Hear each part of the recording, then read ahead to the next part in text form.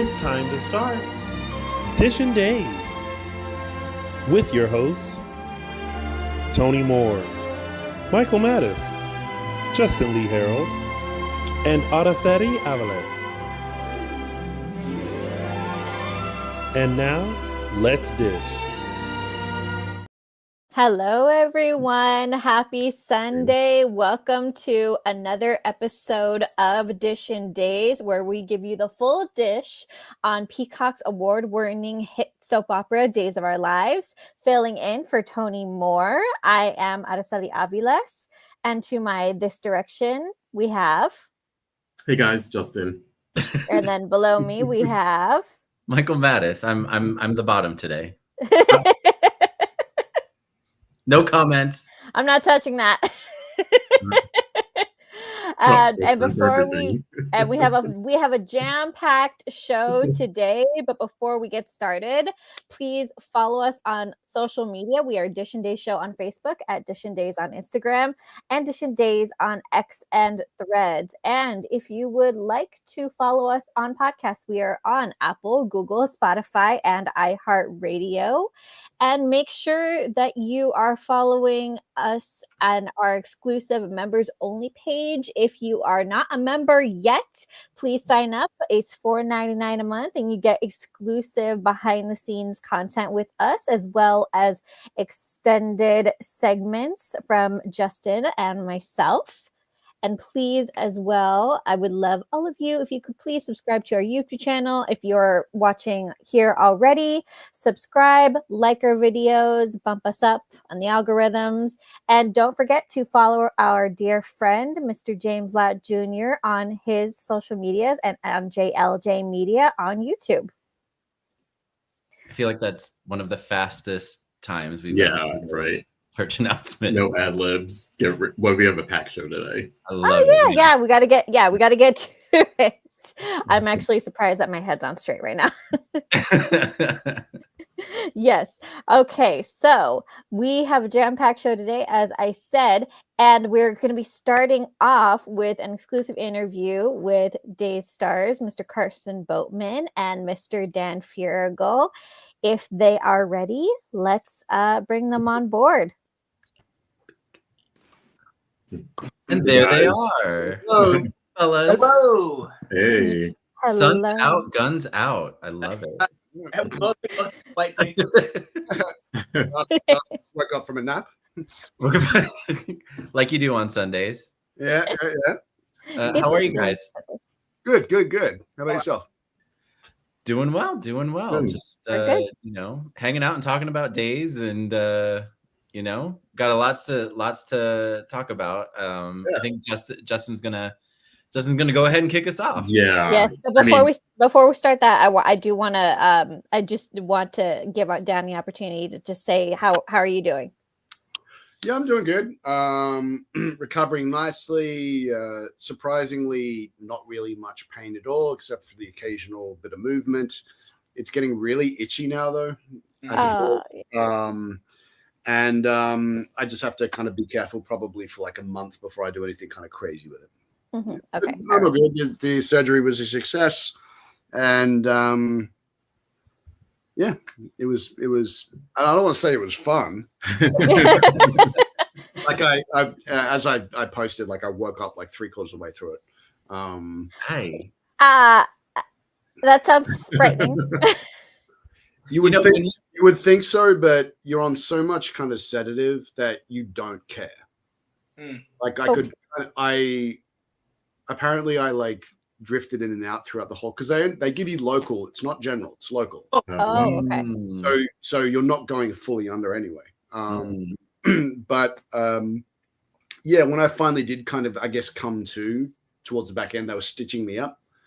And I could kind of feel that every now and then, like a little pinch every now and then. And I'm like, ow. I was doing that in the surgery, like, ow. And the surgeon was like, sorry. Wow.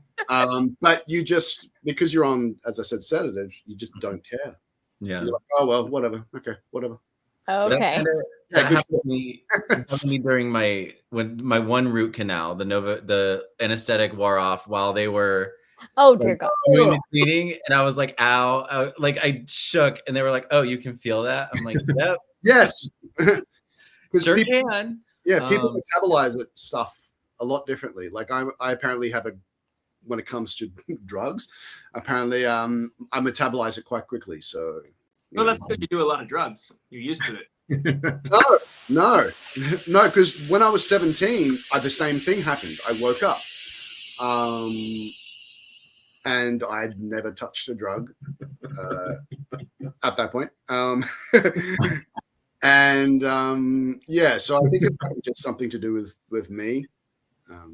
But anyway.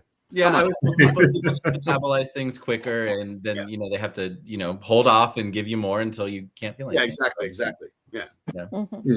All right, well, on to I guess funner items.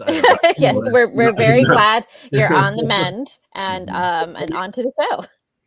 Yeah, we got to say you guys have been killing it the last couple of weeks. We've been talking about it here on the show, of course, going through the not minutia of it, but the different angles of this particular kind of dynamic storyline you guys are working with now. I want to ask, when were you guys aware of this storyline, or this storyline in your character's past? And if you were aware of it before, when did it sort of come up now? Was there like a producer meeting, or did you just read it in the script, or did someone sit down with you guys and said, this is what we're tackling coming up? And I was aware. I was aware of what EJ had done just purely by people posting it on Twitter. Yeah. Okay. Mm-hmm. Like, I hate EJ because he did this. And, that's how I became aware of it. And I didn't really have any idea about it becoming a part of the storyline until obviously, Carson finds out. So, Mm-hmm. I had known about the conception of Johnny and Allie since I started the show, just because when I found out that I booked it, I went on a huge deep dive. I wanted to know everything about Johnny and his family and all of that. And so I read about how he was conceived with EJ and Sammy, and the story with Lucas in the cabin and all of that. And then I found out that we were going to be doing this storyline probably 3 weeks before we started taping it. And that's just because one of the directors, we were dry blocking some scenes, like I said, 3 weeks before this storyline. And he had kind of hinted at, I heard she said something like, some really serious truths are going to be coming out soon, and it's good material for, it'll be good material for you. So I didn't know exactly what it was going to be, but when I read it, I was told that something which hasn't happened yet was coming up. Mm-hmm. And I guess everything just kind of is built around this event. Yeah. Yes. Yeah. Were you surprised that that this was a pretty big storyline back in the day? Were you surprised that it actually hasn't come up yet, especially given that, Carson, you've been on the show for a couple of years now? Were you surprised that it didn't come up right away? No, I don't think I was surprised. I personally wasn't surprised because I knew that the show and the viewership already knew it as a fact of a thing that had already happened. So I didn't know that Johnny didn't know. Oh, okay. Okay. So I thought it was just kind of like a thing that we accepted and moved on from. Okay. Nice. Yeah. Dan, did you, like Carson said, when he started, he researched and kind of knew. Were you aware of all of the previous iteration of EJ's, all of his stuff from a decade ago? I think I've spoken about this before. When I found out through the audition process that, I'm actually going for this character, because when it gets to the chemistry read, then they say, okay, it's this. I watched one YouTube video of James, and that was it. That was the extent of the research I did. Just to get an idea of he speaks like this. This is and then everything I needed to know, I learned through the scenes, through the other actors telling me, the producers telling me, but I didn't do any research beforehand. Okay. Yeah. Okay. I don't know if I feel like that kind of, and not being an actor, I feel like that would kind of enable you to like not kind of make the character. You've done a really good job of like taking this popular character with a popular actor, making him your own, and becoming just as popular in the character as the previous actor. And maybe that's one of the reasons. Maybe because you kind of went in, you're like, okay, I have a basis, but now I can kind of run with it my own direction. Well, there would be no point whatsoever in trying to replicate James, because James is James, I am Dan, and we are two completely different people. We're two completely different like personalities. And if I tried to copy what he did, it would just be a copy and it wouldn't be me. And so I didn't want that to influence, and I just wanted to kind of discover the character, shall we say, as time went on. And once I got confident and comfortable with the structure of the show and how we did it, that was when I started to sink in, and I started to add my own little flavor to it. Nice. Yeah. I gotta ask about this is for me. I gotta ask about those scenes both of you had with Lauren Coslo. Funny, they were both at either end of the spectrum. One was sort of furious and intimidating and like toe to toe, and the other one was very sort of loving but surprising. What was it like to? I mean, I know you both have worked with Lauren maybe a little bit over the years, but never have I think I've seen either one of you have a scene like this with her. Yeah. And it's funny because Lauren is a favorite of ours, and we've been sort of reminiscing, I think, the last few years about, she's been kind of in and out a little bit, and we're like, okay, we're finally getting her back a little bit more. So it was and neither of you were on the show when we got like what we consider the real Kate, where she was in a perfectly respectful way a bitch on wheels. Like she would own any scene that she was in, and they gave her like this outrageous material to work with. In the last few years, she's just been like Roman's wife.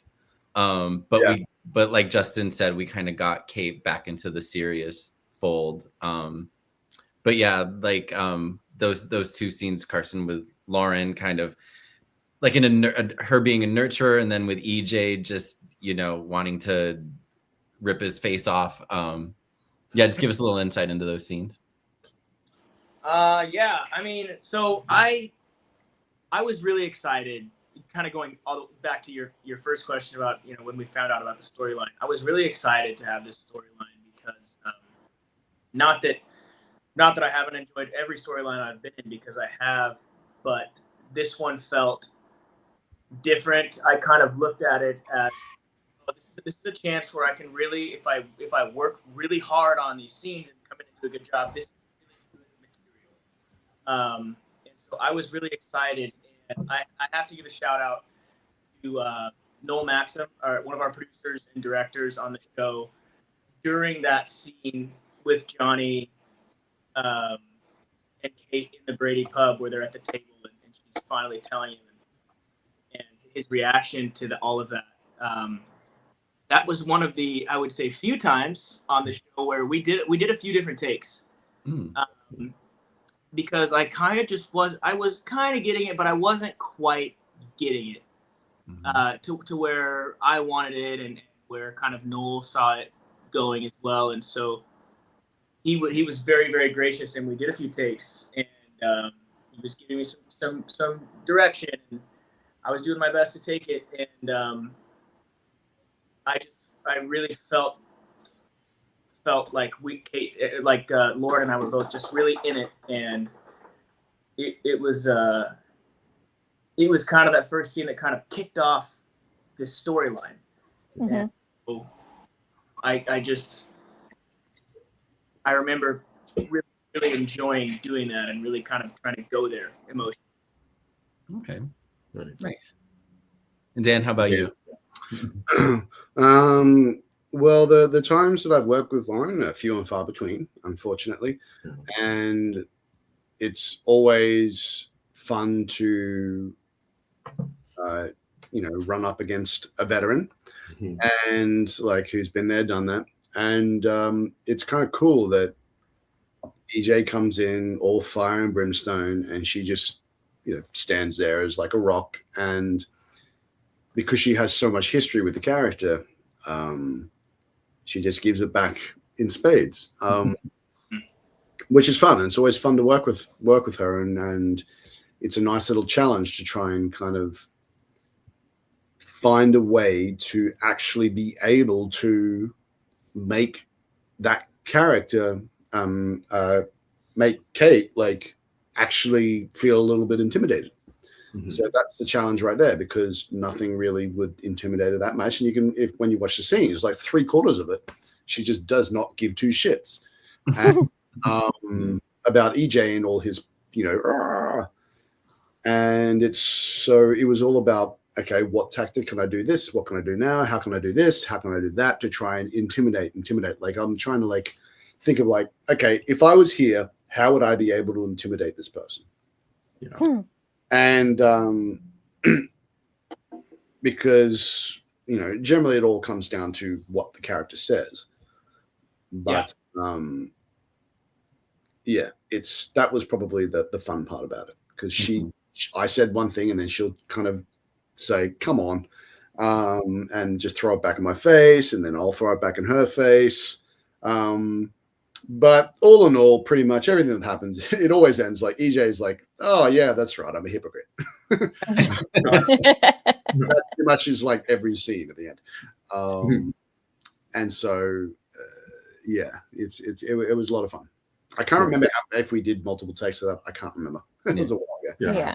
It was great to see, just because the characters have so much history themselves too. They've been adversaries for so long, but they've also gotten along, and they were together at one point. So like it's all of that comes to the surface when you two are sort of going head to head. So it's absolutely it's all the history. It's all the history, and also there'll be things that her character says, and I'm like, oh, okay, I didn't know that. Which is always fun. But as I said, it's always a pleasure to work with Lauren, and when you watch it back, you're like, okay, cool. Yeah, it is, and again, it's two complete opposite ends of the spectrum. The scene behind the scene with EJ, and that's speaks to Lauren as well, and her versatility and how talented she is as an actor, and why she's been a mainstay on the show for so many years. She kind of has almost a grandmother, motherly, nurturing, tender moments with Johnny, trying to break this news as softly and respectfully as she can, and then she's got just the rock solid, I'm not afraid of you, kind of coyote backed into the corner ferociousness that she has with EJ, and that's just really speaks a lot to her and her range. So that, other than, I feel like I saw more buzz about the Lauren Coslo scenes from last week and this week, just as much buzz as I saw about your two of you and the big confrontation, the punch, and the aftermath. How did you guys? And I don't want to step on our band questions is coming up later, but when you guys were preparing for that, or I guess I'll ask this. Carson, you mentioned your scene with Lauren. They allowed you to do multiple takes. And you always hear like the goal is like one take and done. Between Dan and yourself, were you able to kind of get through that quickly, or was that another time where they kind of let you guys kind of feel it out, get it right, even if it took 2 or 3 tries? Well, Dan and I, we get the scripts a little bit in advance, a week or so. And so we kind of knew that these scenes were coming, and Dan reached out to me and said, hey, we've got a lot of dialogue coming up next week. We should, and Dan took the initiative and said we should get together a couple of times and just really run the crap out of these things, that we know them backwards and forwards. So by the time we come to do them on the day, it's in us, so it's just us. We're not worrying about the lines. We're just there emoting and feeling what our characters would be feeling. So I actually think those scenes went pretty smoothly, if I remember correctly. Yeah, I think so, because we preparation. And then once you do that, like when you're very well prepared, it's just smooth for the most part. smooth. Yeah. And I'm not sure if you were so into the scene with each other, with just whatever, energy you had to do there. But so I don't know if you noticed, but I noticed because I went back for a second time and took a closer look at the scenes. And Raven, I have to commend because she did so much without saying a word in that scene. And she's a star. Yeah. Because I think her heart was actually breaking in that scene for you guys. Like I felt that, like my stomach just dropped. I mean, for Johnny, not for EJ. Well, no, I think just for the whole situation, just having this just come up. I'm sorry, and I'll say this, and I've been ranting about this for 2 weeks now, which in maybe what I think is one of the worst possible ways this could have come out, but it come out. Yeah. It did. Yeah. Oh, you agree? Oh, thank goodness. Well, and speaking of, we mentioned Raven. She had her tear game was on point. She's got Carson, and I got to say, Carson, going back the scene with Lauren and then the scenes this week with Dan. It's like the Deidre Hall School of acting. You got the tears. It's like, how do you do that? Like, Deidre Hall has said like she can cry on cue. Like, have you gotten to the point where you can just cry on cue, or did it just happen and you didn't even realize it? Or it's maybe different for Dan. For me, there's a few different schools of thought and tactics you can go about. In different, every actor's different. My personal take is I can't just tell my body to, like, my brain can't just tell my eyes to make tears. And some people can, or some people like to like not blink for a long time, and then your eyes will start to water anyway, and they'll come down. My thing is like, I just gotta believe. I try and keep acting as simple as I can. And for me, the way to do that is just whatever's on the page, whatever I'm saying, whatever Johnny's saying, I just have to believe it. I have to believe that everything I'm saying is true for that moment. I just treat it like it's real. And so, if you're really saying those words and you believe them, those are some pretty messed up, that's a messed up situation. And so whatever I feel like doing is what happens. And so in that instance, it's such a heartbreaking scene that, can't help it. Let a couple of tears fly loose. And those kind of scenes where it's not like a full-on crying, but just like, maybe a little bit of trembling. I feel like those make the viewer a little bit more emotional than if it's like such like over dramatic crying, just like the subtle emotions. Like that's when I feel it. In that scene, it's like Johnny's heartbroken and gut wrenched, but he just punched his dad in the face, so he's still trying to come on strong and be, a formidable adversary. And so I think in order to maintain that, by the way, Dan is like 6'3". So, I got to do everything I can to try and keep that intensity and that as much intimidating as I can do. And I think you kind of lose some of that if you just break down crying, sobbing. So you want to keep it in the eyes, but really try and keep it intense and aggressive. Mm-hmm. Because I want to switch gears a little bit. I have to ask you, we had a lot of fun on our show over the few weeks of the Johnny Chanel Joy storyline and the whole hookup. What does it mean? What does it not mean?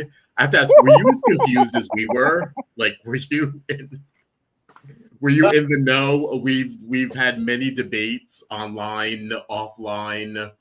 Hookup was kissing. Did it mean sex? Is that where the storyline was going? Was there an abrupt change? Like, yeah, were you as confused as we were? I didn't know. I didn't know what was gonna. I don't know that they knew. The writers knew for. I don't think they knew. I think they were keeping it open for themselves. And by the way, guys, I'm just going to switch quickly to my. No, you're good. Yes. Do you have a battery? I see that my phone is dying. So. Oh goodness! Yeah. I think No, Okay. what Tony wants to know, and I'll speak for Tony here because Tony, I'm not sure if he's still in the chat, but he was in the chat earlier and he did say hi. As I said earlier to our fans, Tony is out of town for a few weeks, so he's here. He's here-ish. He's around. Okay. Tony wanted to know, were you aware of the Blue Bunny incident that we had here on our show and that comparison that we made No. to the scene? Okay. somebody Okay, this will take a show minute. him. Somebody show him, because that was basically there was it caused some debate on our show, that storyline of how your character could mistake one person for another, and I'll just leave it at that. Yeah,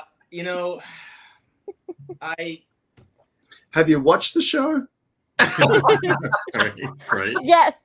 It doesn't always got to make. We know, we were aware that it doesn't always got to make sense, but then there are some times where we're like, really? Okay. Yeah. I was willing to accept that it didn't make sense, but then some people wanted to use ice cream as a comparison. No, I'm not familiar with that at all. I also have no idea what this is about. Okay. Yeah, Tony likened. It's a long story. Yeah, Tony basically likened this mistaking one person for another to mistaking one shade of vanilla ice cream for one shade of chocolate ice cream. Right. Yeah, because Johnny mistook Stephanie for Chanel, and yes, and he was so kind as to bring out the box of Okay, ice cream. Dan, Johnny Stephanie for Chanel. Yeah. Yes. When he walked in on Stephanie having sex with Alex and thought it was Chanel and Alex, and so it was a whole, was a whole display thing. Dan's just as confused as we were. Yeah. It was a whole display with, a box of ice cream, and yeah. They were undercovers. Yeah. I gotta put Johnny's intelligence as much as I can. But yeah, we're with you. We were with you. Yeah. Yes. I will take this opportunity now to bring in Jen. Jen, if you are with us, she is one of our members on our members page. Behind her, she has I believe she has the Wall of Dan. Wall of Dan. Hi. All right. Hi, Jen. Carson, you killed it. You killed it. And congratulations for getting Performer of the Week. Very much deserved. Thank you. You killed it. Yeah, I believe it was TV Line made you or gave you guys Performers of the Week. TV Line website. TV Insider, I think it was. TV Insider, that's it. Yeah. TV Insider. Apologies to TV I Insider. didn't see that, but that's cool. Yeah, for you, me, and Lauren, I believe, Dan. Mm-hmm. Yeah. Yeah, y'all killed it. It was. When was this? Like yesterday. Yeah, I think Michael Maloney. I think it was his article. He gave you and Carson and Lauren Performers of the Week. Yeah. I don't know if I want to share that with Carson and Lauren. Yes. Jen, what's your question for the fellers? Well, first I want to say I'm glad you're doing well, Dan, and hope you continue getting better. So my question, I think it kind of got answered already, but I guess maybe you can just talk a little more about it, like the emotion that it took to deliver those scenes. I know you kind of talked about how you can't cry on cue, but what kind of preparation do you need to do to reach those emotions? Yeah, it's really, I don't do a ton, like, the preparation was Dan and I getting together and making sure we had those lines down, because it was a lot of words, those particular scenes. And for the prep, the only prep I really do, who said this? It was Anthony Hopkins, I believe, said, when I'm on set and I hear the director say action, I take, to me, action means relax. So he's just like, I just try and relax and be in the moment that the character is now in, and get out of my own head and just be in the scene, in the moment with the character. And so for me, the prep, again, is just learning the lines, making sure I know them before I come to set, and then in the scene, just relaxing, allowing the character to just be there. So there's not a lot of emotional prep other than just like kind of turning myself off and turning on Johnny, if that makes sense, and just kind of feeling what he feels like in that moment. Okay. How about you, Dan? Like that scene on the staircase, that was amazing. Mm. You get So that was added in last minute. That scene on Oh. the staircase, that wasn't a part of the script. Noel just went, "Oh, we should do this," and so my prep for that scene was everything we were shooting. Now, for me, if I know that I've got something kind of heavy that I got to do, I might listen to some music. I might just kind of, just quietly, I guess disconnect. There are other ways, which is, you can get a tear stick just to kind of get your eyes a little bit going, because what it does when you get your eyes going, your body starts to kind of remember that, oh, this is what happens when you cry. And that could potentially kind of ignite that like emotions and things like that going through it. There'll be some little tricks that I do, and these are if I'm not feeling it or I'm just feeling a little bit kind of, because you're not, we're not machines that can, for the most part, most people are not machines that can just cry on cue. Some people can do it, some people can't. I cannot. You might be doing a scene, and if you do a closed mouth yawn, that gets the eyes watering as well. Okay. And that's the same thing. It's what's called a sense memory, and your body might start to kind of feel a little bit. And then also, there's a few little tricks, but then you might go and do think about things like before scenes. I might imagine that I'm actually talking to someone that I'm very, very close to, or imagining myself in a very, very similar situation, and really try and talk to that person in the scene. And then what happened with me throughout this entire scene, because most of the scenes is just me listening to Johnny talk. Mm-hmm. So I'm just going over shit in my head, going over stuff in my head, just running things over, listening, reacting when I can. And then by the time I got out to the staircase, that was all genuine. I genuinely broke down. And because my work for that scene was the entirety of the scenes with Johnny, which actually makes perfect sense, because you don't, even though they say it in the script, people don't want to cry, they're trying to hide it. Then that's why you were saying that some scenes where people go hysterical, unless they're actually supposed to be hysterical, people don't want to be that way. They don't want to be vulnerable. So it kind of works for that scene where EJ's trying to be sorry, well, trying to push it down, trying to hold it in. And that's what I was doing the whole time. Because there's nothing that EJ can do that's going to change the situation. There's nothing he can say that is going to make anything correct. And so it was just like this dragging out, built up kind of thing. And then finally you got to actually release everything. And so that's how it was for me, from what I can recall.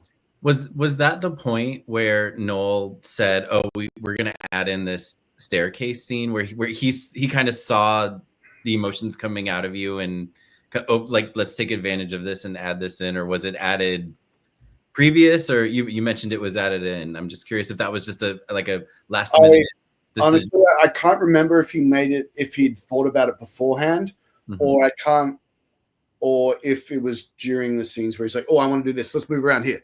I can't remember specifically, but I know that it was not in the script.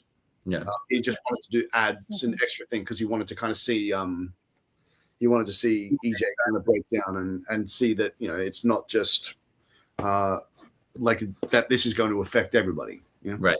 Yeah. Yes. Well, thank you so much, Jen, for that question. Thanks, Jen. Thanks. Love you. Thanks. See you later. And I will add in JD. Can we add in JD for our next exclusive member question? Hey, what's up, man? JD, we're Can we hear you? Which can you maybe on mute? Sound is off. Here. How you doing? I got him. There we go. Okay, here you go. What's your question, JD? Hey, Carson. Hey, Dan. How you doing? Good. I'm doing good. Thanks for asking. I'm gonna do your picture soon. So my question is, What was the energy like on set, and how will this affect father-son conflict shape Johnny and EJ's relationship going? So the question was, how will this shape EJ and Johnny's relationship go forward without being You'll spoilery? see. Yeah. I mean, obviously, like you see the way the scenes end with Johnny basically saying, "If I had a gun," so Oh boy. And we all saw the promo. Yeah. I mean, that's pretty much where his head's at. So you know that if someone's thinking in that way, it's probably not going to necessarily be the best kind of relationship going forward. Yeah, and the first part of your question, how was the energy on set? I don't know. I feel like the energy was. It's hard to. I can't. It was so long ago. It was pretty. I think it was very. Especially particularly Dan and I, especially when we get together, it can get a little goofy. It wasn't goofy. Yes. This was a lot more. I would say it felt a little more professional, a little more serious, a little more. We're here to do our job. Really focus in and zero in on. I definitely I definitely think that's the case as well for most of whenever there's a big heavy scene, everyone just switches modes. Yes. But if there's like a scene where it's like multiple people, good luck. Yeah. If it's a wedding scene, or if it's like something with a massive amount of people, it just becomes an absolute just everyone's screwing around. Debauchery. Yeah, if it's me, Galen, and Billy, good luck. Yeah. Oh man. Not a chance in hell. It's like I think the producers and the directors must get so annoyed at us sometimes because we're just breaking laughing and trying to make each other laugh during rehearsals and all that. And it's hard. Jess, one of our stage managers, is like, "Guys, get your giggles out before we do this," and we're like, "Sorry." Yeah, good call. Sorry, Mom. I'll piggyback off of that and ask, coming out of a serious scene like that, do you immediately switch back to like your goofy selves, or does it take a minute to you need to take a beat to kind of decompress from the emotion of the scenes? Well, at risk of sounding like a sociopath, I would say that it's pretty. I bounce back fairly quickly. Yeah. Like we're so used to like everything happening so fast that, and that, like you go from this scene to then immediately to that scene. Like I've gone from really heavy emotional scenes and then immediately going to the next setup, which is like the complete opposite. Yeah. So you just learn to, and at the end of the day, even if you feel things in the moment, it's acting. Yeah. You know that you're acting. You're not really going through this, even though you might kind of get certain things going. And so there are days where I kind of like am in a. There are times when it kind of sticks with me, if it's a really heavy week. It's a lot of crying for many days in a row. It does kind of, your body. It can trick your body into like being a little depressed or down in the dumps. Exhausted as well. Exhausted, yeah. It's really yeah. So the quickness, the pace helps, as opposed to like if you were doing prime time or theater or something where you have to do it again and again and again and again. Yeah. Imagine we had. Now it would be a different story, I think, if Carson and I had to shoot all those scenes, but we took an entire day to do it. Yeah. That's a completely different thing. Yeah. That's a completely different kind of acting. Like you imagine if you're on a Christopher Nolan film and he shoots like or a David Fincher film, so where he does that and he does like 60 takes of each little setup. Like you're exhausted. That's exhausting. So this is quick. Yes, yeah. Well, thank you, JD, so much for your question. JD, appreciate it, man. Thanks, man. See you around. Thank you. See you. Great. Yes. Dan, I want to ask you quickly, what was it like to work with fellow Aussie Ross Jeno who played Rachel? She's such a great actor. She's so dynamic and lovely. Like it's it's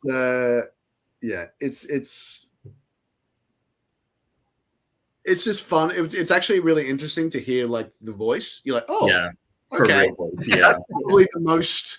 Yep. It throws me off a little bit because I'm like, oh, I'm not used to hearing that. Yeah. There's actually been plenty of times where I'll hear the accent and be like, that sounds weird to me. Oh, really? Yeah. Yeah, you're so used to LA talking now. So if I hear an Australian, it's either very subtle and I think it's British, which Right. is, or it's very Australian where I'm like, oh, you are Australian. Yeah. So, it's always fun to just, and it's just like, it's like working with Teo. I love working with Teo. Yeah, like it's like with Teo, like we just immediately there's that kind of bond and connection of like, oh yeah, and we talk about the same things back in Australia, and he's like, you know, when are you going back? And I've got a place here, and I'm just going over there and doing this, and that it's always kind of nice and feels like home, shall we say? Yeah. Speaking of Teo, going off show stuff a little bit. Have either of you ever gotten a coveted dinner invite? Oh yeah. He's been teasing us with ours, so I have gotten an invite, but it never came to fruition. Yeah. I have not. You would know. Yeah. I feel like with Teo, he wouldn't want me at one, like the way he was describing how he likes his dinner parties. I would be the one, yes. I'd be the one showing up with a box of wine, and he would kick me out. He's very finely tuned. Very sophisticated. Yeah. You wouldn't get through the door with a box of wine. Yeah, like the Ohio in me comes very out. much like Tony. What you say? Very much like his character Tony, just like fun, less to travel, like it's so terrible. Yeah. Yes. All right. Can you? I want to get into what's coming up a little bit. I won't ask for spoilers. This is not that kind of a show, folks. I know our commenters, our viewers might kill me for that, but hey, we want these people to keep their jobs. So in the aftermath of this revelation, I've said multiple times on this show that there's still a lot of questions to be answered, but there's really only one person who can answer them, and that's Sammy, who we know is coming in. So what can you tell us about her return and her response and explanation to all of this stuff being brought up decades afterwards? If you can give us just one word to describe this Sammy return, what would it be? Well, Dan's. Oh, I can't even. I was almost going to say. You know where I was going for the all. Nelson, you answer this. Yeah. I mean, look. One word, I guess, is emotional. Again, very, very heavy. You know Sam. You know how Sammy goes. She is like. Talk about someone who can, have a good cry on camera. And so it's very emotional and almost we should just leave it there. We should leave it there. Emotional. Okay. Emotional. Okay. Dan, do you have a word? Like there was a word that came to mind, but I don't know if it's necessarily true. Because I know revealing. There's another word, but I don't know if it's correct. I mean, it could be true from your perspective. NyQuil? No, that's not what I'm thinking. Would you say like? I mean, I would say the word closure, but I don't necessarily mean that if it's fully closed. Okay. Addressed. That's addressed. There we go. Addressed. Okay. Certain things are addressed. Yeah. Certain things are put into perspective. Certain things from different angles and different perspectives are said. So that's what I would, because it's a whole new character coming in and giving her perspective on certain things. Yeah, I think that's the thing we've gravitated toward with the storyline. Like most of us have been watching forever. So again, we were aware of the storyline. We watched it play out when it did 20 years ago or whenever it was. So what we find interesting is the way each of your characters are dealing with it, with the Johnny stuff and how it's opening his mind to his childhood. And we talked about having that conversation with Kate. I love the fact that like Lucas kept being brought up, and it's like, I don't know if that'll be a plot line coming up later on, but just the thought of like, what has Johnny thought about Lucas all these years? And, and to find out that he, at that point, that was sort of like the happy moment of Lucas and Sammy. I mean, they've had their own trials and tribulations over the years. So that sort of storyline entering at that point of their relationship was also like a big thing for the show. And, like we said, it's interesting to watch, not necessarily the storyline and what the subject matter is, but how each of you and your characters are dealing with it. I think for me and for us, I think that's the most interesting, and how you guys are playing the beats of it and all the different sort of angles and sort of ways to explore it. Because it's not just about, an assault. It's also about the aftermath and years later and family and how you get over how secrets come to the surface after a while, and all of those things. So we just think you guys have been knocking out of the park the past few weeks. And, for sure. Yeah. Thank you. You guys have like a very tough job, and like you mentioned all the time how fast you guys have to do it and how quickly you guys not just learning the lines but being into it. And this was like, I feel like this was a prime example of very, very good daytime acting across the board. So for what that's worth. That's a lot. Thank you guys. Seriously. Yeah. Very engaging scenes. Not bad material for your Emmy reels. Yeah.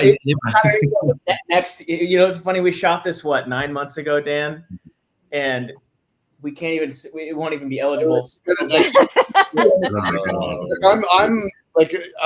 I'm already kind of going, okay, because I'm thinking about what's up and coming for me, and I'm going, what else do I do? I just piss a lot of people off. Yeah, because I'm kind of like, and the way Emmy scenes and reels are formatted, like the scenes that we did, I think is primarily for a Carson scene. And so I'm kind of going, what else do I have? Where it's primarily me, because that's what they look at with Emmy reels and stuff. So, yeah, I'm genuinely like, what else did I do? Well, reacting, I think, is important. I know specifically at the top of those scenes, you did like a turn when you realized where the conversation was going, and my stomach literally dropped in that moment. And it's like little things like that I think make the scene. Yeah. I just know that my stuff coming up is I start to kind of go on this like if I've lost something, I'm like, all right, whatever. Yeah. Pissing everyone off. So. I feel like that's EJ's resume. I piss everybody off. Yeah, right. Yeah. We want to wrap you guys so you can get on with your day. One last question I had about a different storyline, and Dan, you weren't heavily involved other than EJ trying to blackmail an actress out of town. But oh yeah, that's right. Yeah, that's right.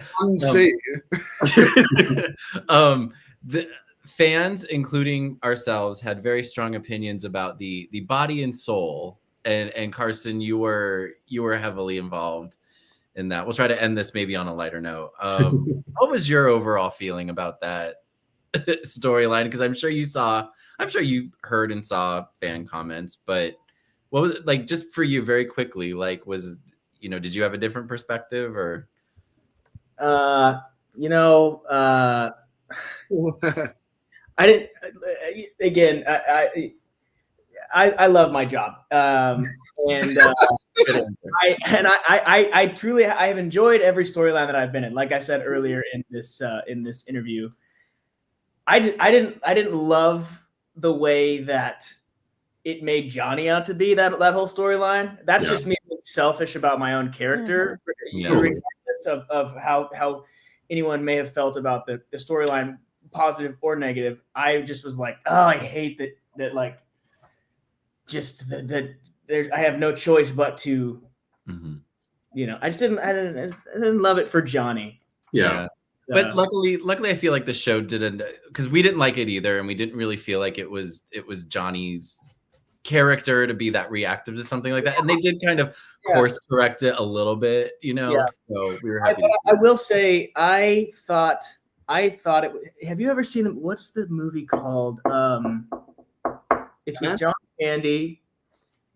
Candy, and he's a writer for a soap opera. And he gets knocked out. He goes unconscious, and he ends up living in the world of the soap opera. Is it Delirious? It's called Delirious. Yeah, it's Delirious. Yeah. I somehow came across that movie when I first started on Days, and I thought to myself, this would be really, if there's a way that there could be a story kind of like this on the show, I think it would be super awesome. And I think Body and Soul kind of was that. Yeah. And I thought it was really fun as far as the storyline for what it was. I thought it was kind of it was like you said, ending on a lighter note. It was just kind of a lighter thing. It was almost kind of like, go and just have fun with this. I know Raven kind of like put on a different character and had it kind of spoke differently when she was playing Faith. And so I thought that aspect of it was really kind of fun. Yeah. That's good to hear. Up a little bit. Yeah. And I love the dream sequence where Abe and myself are the two detectives. Yes, the cops, the Miami Vice. Really, my gosh. Well, we don't want to keep you forever. We want you to enjoy this gorgeous Sunday that we are having in LA. If you guys can get out in the sun for a little bit, I think it's just good for the soul. Oh, yeah. So we want to thank you so much for coming onto our show. Keep up the good work because we want some good content in our show, good content for those Emmy reels. And remember that whatever the Emmys doesn't credit, we on our show have our own awards show, and I'm sure you guys are going to be contenders for something coming up. I mean, it's better than I'm sorry, Dan. What? That's the only time Days wins anything. Oh my God! Burr. Damn. And on that note, I go at the show. That's what having to go at Days. Yeah. Never mind. I have my own. We all have the same thought. Yes, but thank you so much for coming on. Oh, Tony agrees. Hey, thank you guys. Truly. All right. You guys have a good week. Thanks. See you next time. Thank you. Bye. Thank you. See you guys. Bye. Bye. Dan's a man. I don't know how to get out of this. I know. We'll get you out. We'll get you. It's like, oh, bye-bye. Yes. All right. Well, thank you so much to Dan. Thank you so much to Dan and Carson for joining us on our show today.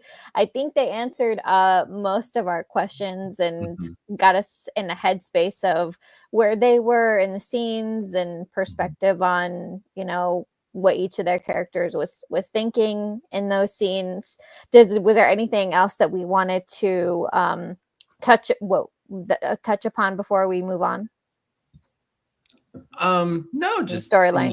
That was they gave us some really insightful information about what their processes and stuff, and that was great. Good stuff. And I appreciate Dan coming on after he had heart surgery or not heart surgery, but the procedure. So hi Thea. My aunt's in the chat. Hi Auntie. Hi Theodora. Yes. But no, I think we can go straight into our little recap. Yes. Okay. So on to our top storylines for we have to do a fake hourglass. Oh, I'm sorry. Yes. Okay. I do not have an hourglass with me, but onto the show. It is now time to start. Dishin Days. Yes. There you go. Okay. So we have talked a lot about our first top storyline, which is the confrontation. We got Dan and Carson's thoughts on this. Our thoughts? I thought it was, for what it was, I thought it was executed properly. Yeah. Good. Oh, good. There was a couple of things that I actually forgot about that storyline, which I was kicking myself for because it was when I said this is when I started watching Days, and I was kicking myself that I forgot the Stefano of it all. Oh, that Stefano was pressuring. I forgot how much Stefano was influential in this whole storyline. Mm-hmm. Yeah, this was a weird, interesting time because also, which Kate didn't mention, which is funny, like you don't want to give too much of the plot line of what was going on back then because you don't want it to be about other things. But remember, he ran into Sammy on that road because he had just shot John trying to kill him, and he was fleeing to get away, and that, you know, that sort of happened and whatnot. So yeah, there was a lot that was wrapped up in that timeline. But I will say this week, one of the things I love just about this storyline, I love including Rafe into it, getting his perspective. And like I just said to the guys, I like how it's bringing up all these other things other than the actual physical assault of what happened. Mm-hmm. I like that. I like the fact that we got a perspective from Rafe to be like, I too don't get them. I love your mom, but we're not together anymore. We had some great times. I had some great times with your mom and you kids, but I don't understand their push and pull with each other. And I like that he's examining that now too, of like, okay, I know the truth. Now it's, okay, I need some answers now outside of what happened that night. I need an explanation for essentially my young childhood of, you two going back and forth. And remember, his childhood, even Source notwithstanding, because it wasn't that huge of a source for them, but they spent most of it away from Salem with either Sammy looking for EJ or finding him and taking care of him. So like, their childhood has been wrapped up in either looking for their father or taking care of him, and like their father's relationship with their mother, or his case, EJ and Sammy's relationship. So I like the fact that the wheels are turning for him and he's looking for answers. He's looking at Rafe, who is sort of just as clueless as he is. And it's like, I never understood the EJ Sammy saga. I don't think I ever will. Only Sammy can answer those questions. So Sam, I mean, it's tough to get to the heart of any of this without Sammy being here. We know she's coming. But yeah, there's just there's only so much that that can be said without her answering these questions. But EJ is still trying to deflect. I think he's still like he still wants to come up with any excuse for how bad it was. Not just how bad what he did was, but how bad all of the things he did was, because he was, I think the chemistry back in the day between James Scott and Allison Sweeney, I think it was so great, and it was such a push pull that it almost I don't think wiped away, but it was whitewashed, I think, a little bit, just how bad EJ's early days were. Like crime after crime after crime, just within the first 6 months of him being in town. For sure. And we're kind of seeing it with this iteration of EJ. Like, it's being brought up now, but there are times where I think we do forget how nasty and vile he was. Sometimes he'll remind us, like with what he just did with Arnold and Rafe, and now what he's doing to Mother Blake. Which, I'm sorry, after this week, I'm like, you know what, Mother Blake, I can't feel sorry for you anymore. I think Araceli, you said that too. I can't. But that was probably the only time this week that I was on EJ's side, actually. Yeah, I'm like, if she's gonna spill the beans to you, have at it. But no, like, and I think that's one of the, you know, kind of shifting gears a little bit to what Belle has been doing. Like Belle, by sleeping with him over and over again, is in her own way, like excusing his behavior, whitewashing his behavior. Like there's something, you know, for her, there's something about it she can't stop. And even you know, Brady and her had a conversation about it, and he's like, I have a little bit of experience. It's an addiction. And it's like, yeah, you know it's wrong for you. You know you shouldn't be doing it, and you keep doing it. And she had that she had that explosive scene with him at the end of last week, where, you know, she succumbed and then immediately kicked him out of bed. And yeah, I guess we kind of need these reminders every now and then that EJ's not a good guy. Like Dan makes him likable, I think. Dan, you know, and there was a scene where with him and with EJ and Rachel Blake, and and you know, it just made me giggle. And I'm like, no, you're not supposed to giggle at this man. He's an asshole. But like he said, like, oh, having trouble remembering, and just like, and that's, I'm just like, no, don't laugh at him. He's not funny. But where this goes from here, like, I mean, I kind of know, like we saw the Mega Day of Days promo. We know what recycled storylines coming up. And now we're seeing kind of the lead up to that with, you know, Kate made a threat, Johnny kind of made a threat. When we get to, you know, Kristen's part of it and Rachel Blake's part of it. So we all know where this is kind of leading to, and why it appears, why, you know, why they're bringing this up now. It's leading to what we know is going to happen. Yeah, because EJ's pissing everyone off. Because as Dan said, just pissing everyone off. Yeah, but you know, it makes me wonder. I think we've talked so much about, you know, Sammy's return and what that's going to look like, what those conversations are going to look like, and I don't know if this is going to come to fruition because her and Belle don't get along. But I would actually love a scene between the two of them where they actually get into it and talk about both of their relationships with EJ, and maybe get into like why do they keep going back to him? Because again, only other person who could probably offer perspective would be Sammy.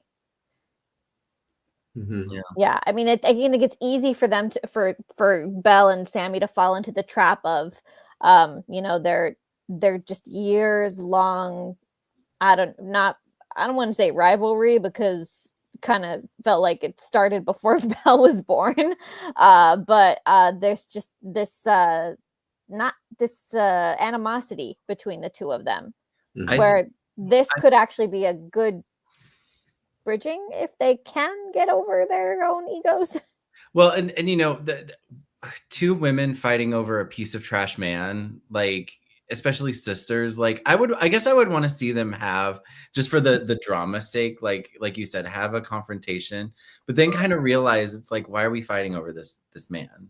You know what I mean? Like, well, I would lean more into the perspective of it. I feel like Belle is stuck in the cycle that Sammy was, and she needs perspective. And I know we touched on it a lot during the interview. I was so happy that we got Kate, the real Kate, back this week. I don't know how much more of it we're gonna get, but she had the pointing, she had the deep Kate voice that I know and love from years past. She even got some physical, you know, she swiped the what was it, the vase, whatever, away from the table, which brought me back to, was it like 2011 or 2012, where she and Stefano had a confrontation and she flipped the table over? Yeah. I was like, yes, this is great. And you know, Dan acted off of it really well and kind of tapped into the characters' animosity towards each other, their checkered past, we'll call it. You know, we'll see how much more of it we're gonna get, but yeah, that was definitely a standout scene for me this week. Yeah, I do wish, though, in that scene that he would have thrown back in her face that at that time she was on his side.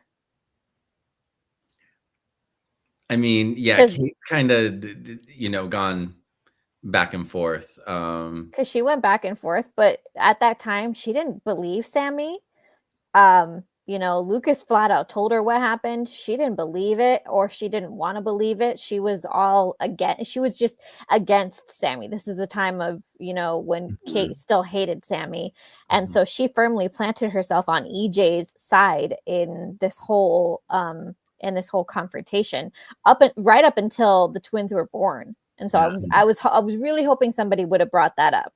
I mean, it may have been a case where there was so much history that they couldn't, they couldn't tap into everything that happened between those two. They maybe just they just focused on certain things, because that wasn't brought up at all. I mean, yeah, like I was saying to Dan, like there's so much between them, like you can't. Also, like I mean, he could have said something smart, like you had no problem being with me, like I mean, they've slept together before, so it's like she's admonishing him for his stuff, but she's also teamed up with him. She slept with him after all this happened, so there's a lot there but I like that they just kept it to this secret and him being pissed, because they would have been there forever arguing back and forth. I know things that they've done with each other or to each other over the last 20 something years. So yeah. And I think that's it for that. With it, what it's come to pass, the moment that we all kind of feared, and now we just have to deal with the fallout.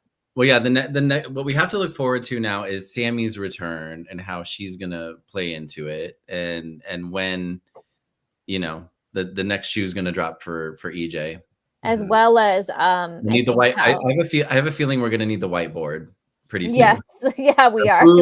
Who done did do it? Tony. We will do when Tony comes back. We're gonna need the whiteboard. Yeah, unless they do it differently and they reveal to the audience who actually did it, and then we just have to watch everybody else try to figure it out.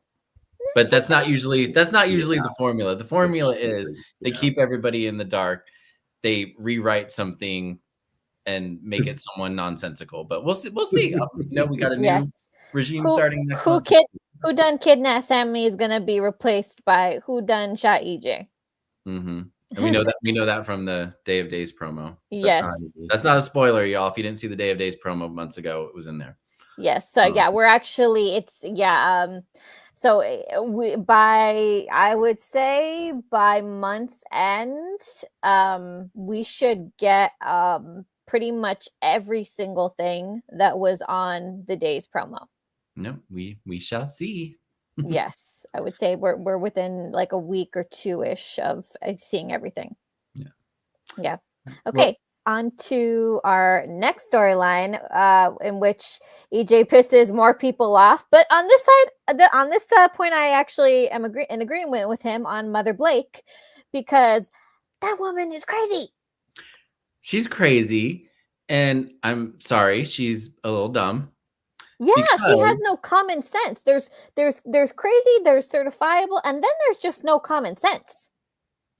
And that, but when your daughter is brokering you an immunity deal, which Kristen, queen of immunity deals, if I were to trust anyone getting me an immunity deal, I'd be like, Kristen, come on over. How do I get out of this shit?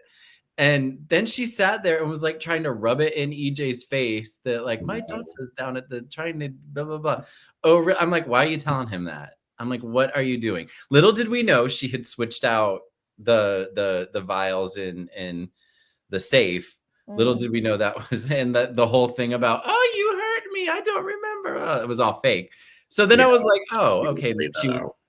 But then I was still like, girl, you're going. Like EJ, you can't. I'm sorry. Like as much as you want to try to like battle EJ, know your strengths, know your weaknesses, and she unfortunately did not. And now she's gone, and we don't know where she is. Yeah, but I actually am for EJ on this one, as I said previously, mostly because mostly for little Rachel's sake, I think. Because EJ is an adult, he'll get what he gets, but when you start like putting your other family members at risk, especially a child, that's a line. It's a line in the sand. I don't think Rachel was in any danger with this deal. Not from this deal, but from the fact that from Rachel Blake herself, because the woman is not thinking clearly. Like, even when she was just saying, she just said, like, her rationale for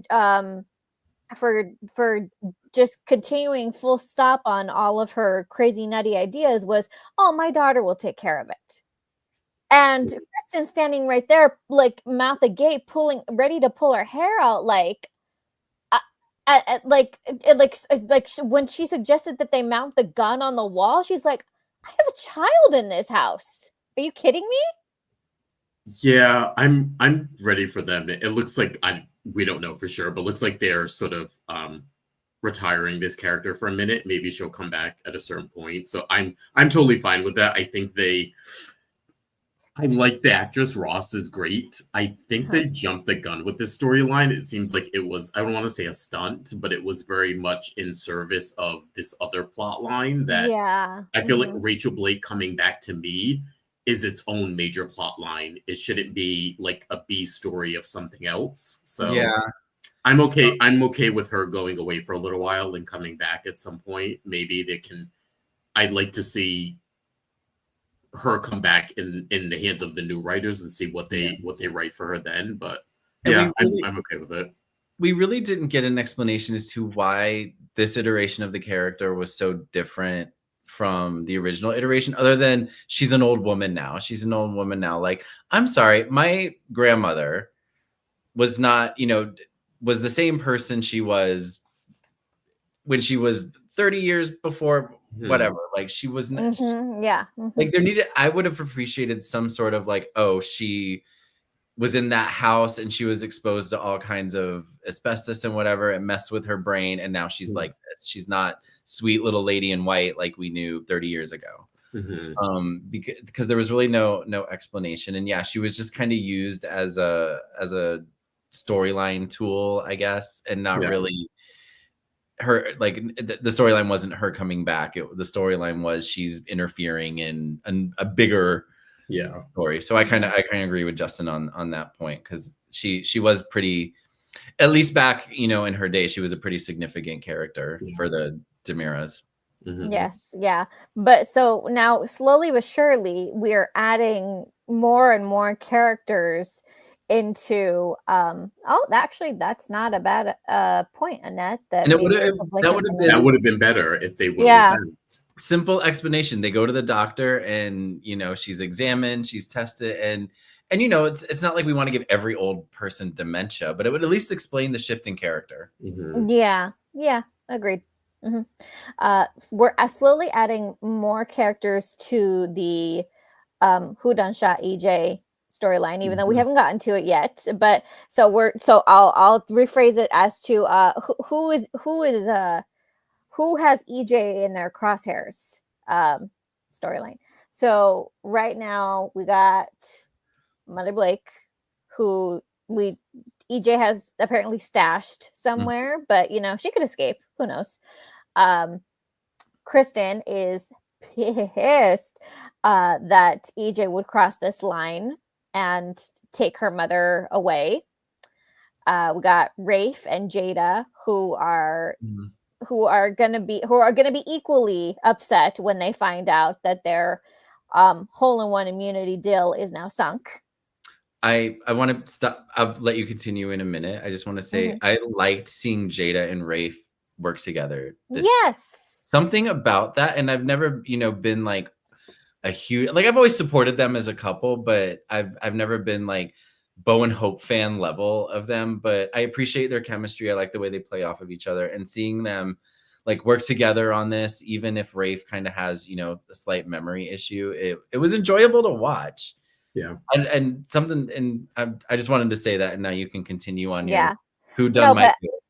Yeah, I mean, they're gonna be pissed for sure, but I don't consider them serious contenders to go after Rafe, at least not in a legal sense, because it seems like they are getting back to themselves, and I do appreciate that he reiterated that he is totally fine with her being the boss again, totally fine with being like the sexy PI and her being like the tough commissioner.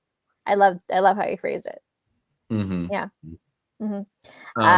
Other contenders. Kate, of course. Kate's murder.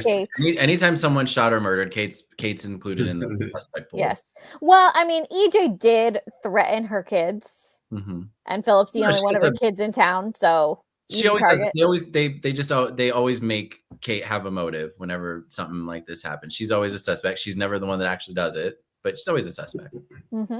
Yeah. And then we got Belle and Brady having a conversation about how Belle just can't quit EJ. I don't think either of them are likely suspects. Another one that we need to consider got a gun this week. Ava Vitale. Ava. She's a serious contender. Yeah, and they have a tumultuous history. She and EJ.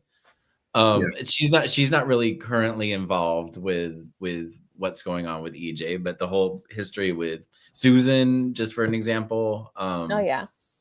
Although I'm wondering if she might be more inclined to mercy with him, since he technically took the one person who was actually threatening her out of the equation.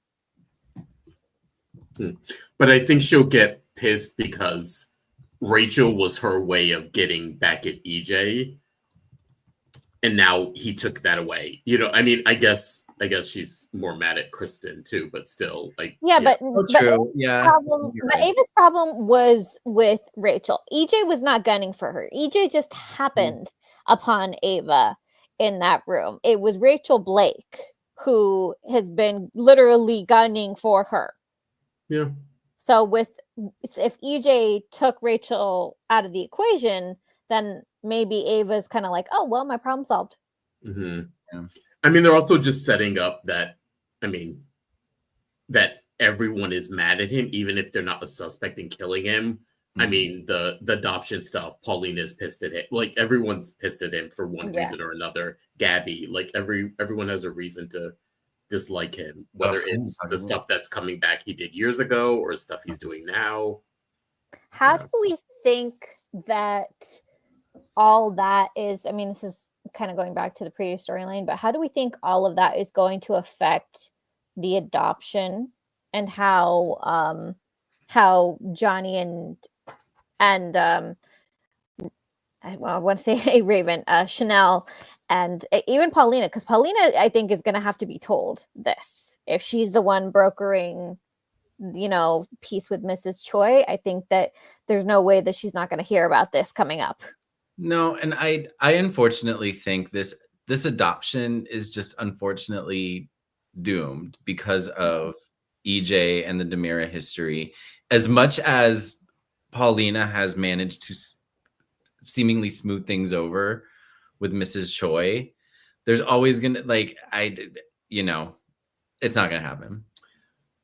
I think the adoption is not gonna happen either, but not because of EJ. I feel like the other shoe is gonna drop in that story. And actually, are we talking about the storyline later? Sorry, so well, there's also like if we think we're kind of getting into it's a tidbit later on, kind of. Maybe we could save it for that. Table it for that. Yeah, but in terms of like how it's going to affect them, I think it's like, Rachel Blake is just one less person, but the list keeps growing in this. Who is EJ pissed off today story? I'm sorry. This person says Hareld the butler is the shooter because he didn't get his raise. Hareld didn't deserve a raise because people are coming in and out of that house all the time. Maybe Hareld didn't deserve his raise, but I giggled at the comment regardless. Yes. So never happened if Ileana was still there. Ileana had that place locked down. Yes. Side note, I am very impressed that Melinda recognized that when you work for the Demiras, you need to be packing. I love Melinda Trask. I love her. Very impressed. Melinda, and again, Melinda was like crossing storylines this week, so we'll talk about it. We'll talk about it when we get to that part. But I just Tina Hong and Melinda Trask, like I love it whenever she's on. Yes. I think that's it for this story. Yes. So we'll get into the other departure that happened this week, which is So Long Joy and Baby. The way Alexa Ann Hopkins delivered her final line, which was, "So long, Salem. Thanks for making me a soap star." Kinda. I was like, I feel like she felt that. Yeah. I feel like as an actress, because my short hot take on Joy Wesley was there was so much potential for the character. There was so much potential for Alexa Ann Hopkins as an actress. We said it from the beginning. She fit in so well. She was very natural. She had a rapport with everybody, and someone mentioned it in the group chat this week that we were fine with the character taking a beat and coming back, because I did not like how they wrote this character this time around. Like, she just became like I don't want to be crass, but like, she can be more than just a dick jumper, and that's what she became. She tried, she went from Johnny to Alex, and I was like, they can do so much more with her, but yeah, that's my very disjointed hot take. Yeah, I think I agree. I think they wasted this character. I think they really didn't know what to do with her. I don't know how I feel about another. I mean, we were not too happy about another baby storyline. I kind of feel like it's weird because now it's hanging in the balance, and it's like, is there an actual plan to bring her back, or is it just one of those things where we have it if we need it, So are we going to see her 10 years from now and she comes with a 17-year-old? You know what I mean? Do you know what I'm saying? Or are we going to see her in 2 years from now when she comes with a toddler? I feel like they don't know. Do you know what I mean? I don't think there's a plan for her. I think that it's a timing issue. I think it's a timing issue. I think part of why things didn't click when they should have this time around was two things. One, the character has history on the show.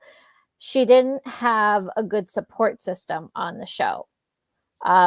So there was nothing definitive tying her to Salem when her entire family, who are staples of the show but are not on screen, is off camera. We need to bring at least one or two people in her universe, her parents, her sister, back on with her. And now with the addition of this baby, I think that is her definite pull towards Salem. I could have done without it. I could have easily seen her come back with Chloe in a few years, or come back with Craig, or come back with Nancy. I guess I didn't need a baby she's hiding now. Yeah. It's a lot to put on a character that they didn't really flesh out. Like, I don't know. It's not gelling for me. I think this could provide more opportunity down the road to flesh out the character. And what I mean by that is that a child, especially a Kyriakis child, I think would give not only good story, but I think it would add some depth, some dynamic to this character, some purpose. Because I think that's where it was. She was floundering as a character, not really knowing her purpose, not really knowing what she wanted to do. And I think that going off screen, having this baby, and keeping it, I think it provides her with purpose and with a sense of direction. Definitely good storyline going forward if and when they decide to bring her back. And I hope that they do that. I think it's just a timing issue. Yeah. The other side of this is, while Alex and Stephanie are basking in the news that, well, the fake news that she's not pregnant, but then the other news that she's leaving. Philip and Stephanie have their conversation, and now suddenly we have Xander is now the tea collector was the tea collector, gossip queen this week. I had a moment where Xander was talking to Sarah, and I was like, God, what a gossip queen he's become. But so I need okay, so this was a little disjointed to me. So Xander heard Philip and Stephanie talking about a secret, which was the letter, the secret that's, you know, the cloud that's above everybody, right? But Xander somehow took it as they're sleeping together. Oh Lord. Right? Is that do I have that? I have that right? Yep. I don't know how he jumped to that. I don't, because that's what gossip queens do. I mean, I don't think it's that crazy. I mean, it's not that crazy, but I just jump, I guess. Well, also he had been getting the information before about like Philip possibly having tension with Alex, and so that's what made him think that. Then he sees Philip and Stephanie, and they're talking about a secret. That's what. I think he jumped to they're actively having an affair, and I have to tell him right away too fast when he could have been like maybe there was some overlap. Yeah, I mean, yeah, it could have been so much simpler. He immediately jumped to like way over, like, oh, they're now in the present actively having an affair. And Carol, that's the reason Xander thinks, because Stephanie jumps from man to man. Love her, but yeah. The other part of this, Maggie doing volunteer work at Statesville and having a conversation with Vivian. I said last week that I forgot that Vivian was a loose end. Oh dear. And it was kind of I went with it, kind of an odd, you know, that it was just kind of brought up kind of on the side, but how she forged a new relationship. I loved that line, like how she forged a new relationship with Philip to just kind of, you know, stick it to Sarah a little. Like, you know, and I'm like, again, Sarah, the secret is not gonna end well. It's already making more problems than need be. I mean, secret be damned. Vivian's relationship with Philip has always been in her head. She's always considered Philip her son, even though she ain't. What else would this story? What else is there to talk about? Like, the secret's still out there. Yeah, I mean, it's there. I mean, there's nothing much to do. Now we have, except that now there's this one secret storyline has turned into two secrets. At least as far as Alex is concerned. Oh, all the things Alex doesn't know. Yeah, like there wasn't any movement with like the Demira takeover. No. Really. It was all just about. We're waiting. I think the last week came up that we're waiting on word from Mr. Shin, because he agreed to it, but he had to take the deal back home to see if he could get, you know, the go ahead, I guess, from his partners, his company. Yeah. All right. So that's where we are. And that was our main storylines for the week. So before we get to our tidbits, I want to remind everyone to please follow us on all social media. We are Dishin Days Show on Facebook, at Dishin Days on Instagram, and Dishin Days on X and Threads. Also, please follow us on our podcast. We are on Apple, Google, Spotify, and iHeartRadio. If you want to take us on your walk through the woods or on your treadmill, wherever you might want to listen to us, subscribe to our YouTube channel. You can stream us there too if you just want to watch or listen. And please as well join our exclusive members only page if you haven't already. It's $4.99 a month. You will get exclusive content for Dishin Days, as well as our segments, extended version of our segments. And Mr. James Lott Jr. over on JLJ Media would appreciate a follow as well. He does recaps on all other soap operas: General Hospital, Young and the Restless, and Bold and the Beautiful. and I'm not sure. I believe he is covering Beyond the Gates, or at least talking about it. I'm not sure if he's done a whole new show on it. But please give him a follow and go and listen to his content as well. Next up, we are into our tidbits. First up being Shane's very bad day. Shane Donovan, we love whenever you're on the screen. Someone pointed out online that if you don't know the actor's history with the show, that we know that his niece works on the show. She's very, very, very good friends with all the cast. His brother's a director, and he had said that he actually has never been directed by his brother on the show, even though he's a director on the show. And someone screen capped that actually the brothers Shaughnessy did actually get to work together on the scenes that they aired this week. So there's a first for everything, apparently. Kind of weird that didn't happen sooner, but yeah. So this is Marlena and Steve busting in to Shane's.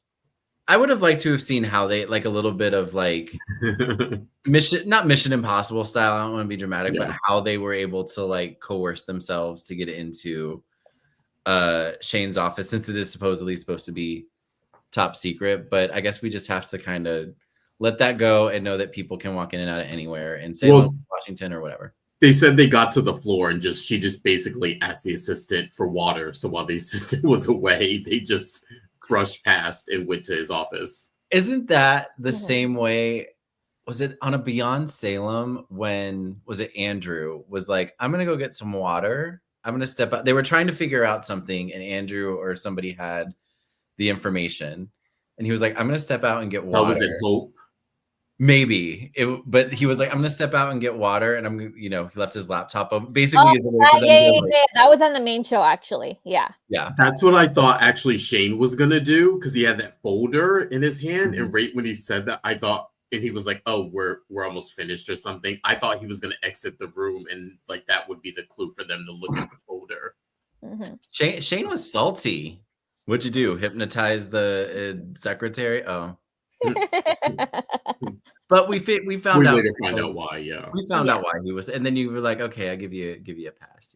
Yeah, he's a little bit preoccupied now with the news that Kim's cancer has recurred. This will be her third time fighting cancer, and this was the same way that they ushered Teresa off the last time.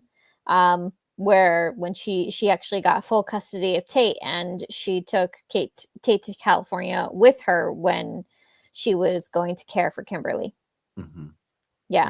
And I was surprised that they didn't let him go, at least for a few days, with her. Who? Teresa. That Teresa said, no, you stay here with your dad. Oh, they had Tate stay? I mean, I don't know. That made sense to me. Yeah. His life is in Salem now, and but it was just supposed to be for a few days because he was on certain break. But oh well, would have loved to have seen it. But yeah, so now Shane made the call to Teresa, and Teresa's going to go take care of Kim. And as of right now, Roman and Kayla are still in the dark that this is happening to their sister. So it's one more thing for them to worry about. I want to say I did love the conversation. Honestly, we haven't gotten much movement from the storyline. I think we know he's in, what was the place they mentioned? Estonia, yeah, which Tate brought up later. He was like the whole country? Like, where are we looking here? Which I thought was kind of funny, how they always just throw out a non-specific place and you're just supposed to know.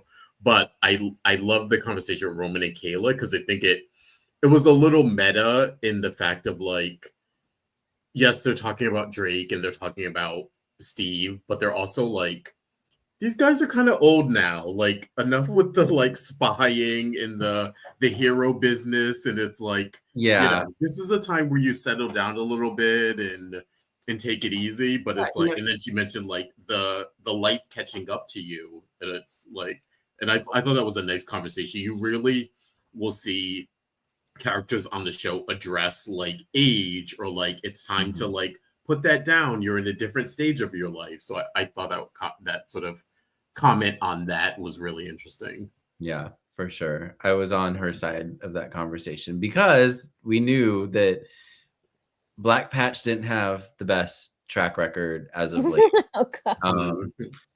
So yeah, she definitely had a point. I was with her on that. Like at this point in their life, their kids are grown, you know, and just enjoy a work-free life. I'm sure they have pensions but at the same time, she's trying to save the hospital.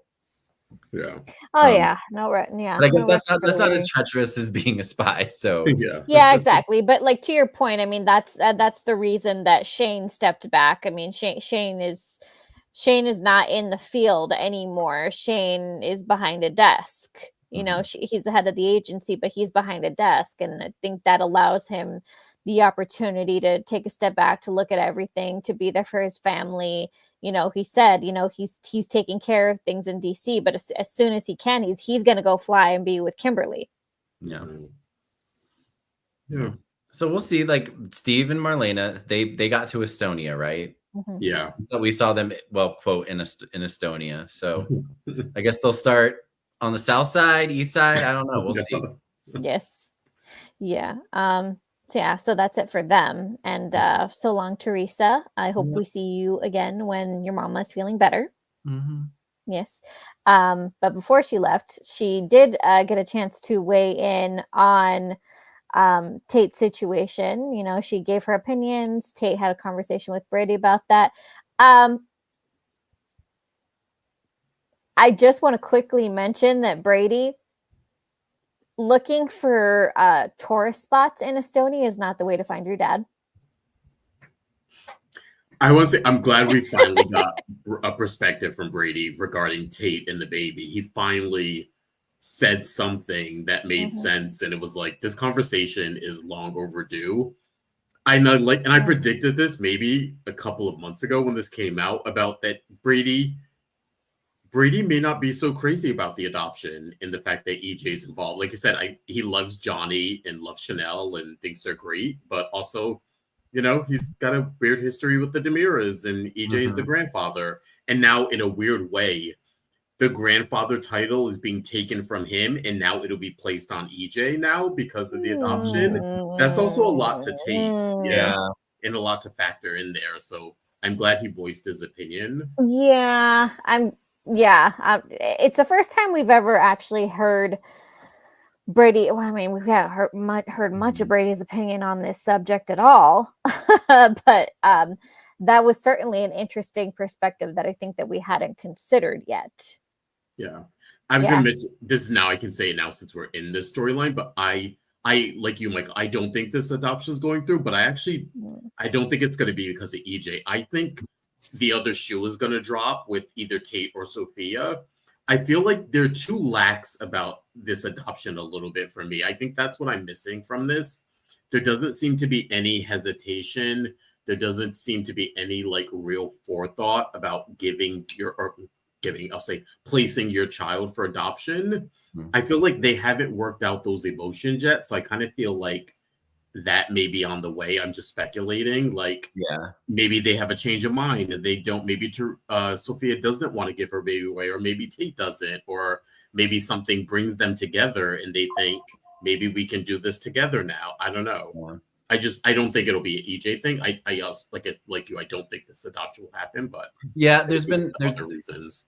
The focus lately has been on the EJ of it all, but there's a whole other side of this that we've been talking about for weeks that could throw wrenches into the adoption as well.